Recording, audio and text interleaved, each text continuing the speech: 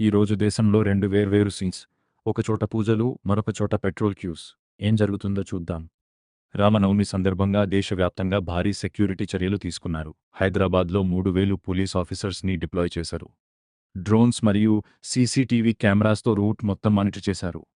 అయోధ్యలో రామ్ మందిర్ తర్వాత మొదటి రామనవమి కావడంతో సిటీని సెక్టర్స్గా డివైడ్ చేసి అఫీషియల్స్ నేరుగా ఇన్స్పెక్ట్ చేశారు. యూపీ గవర్నమెంట్ 2 రోజులు పబ్లిక్ హాలిడేస్ కూడా డిక్లేర్ చేసింది. ఢిల్లీలో 650 పోలీస్ పర్సనల్తో పాటు సిఆర్పీఎఫ్ పారామిలిటరీ యూనిట్స్ కూడా డిప్లాయ్ అయ్యాయి.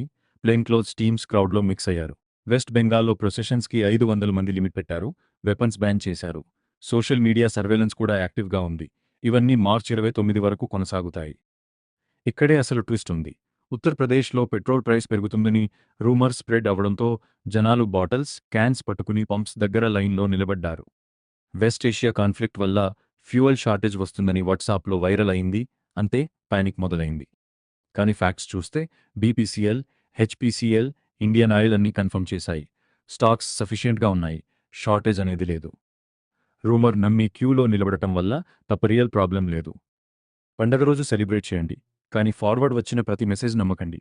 లైక్ చేసి కమెంట్లో చెప్పండి, మీ ఏరియాలో క్యూస్ కనిపించాయా?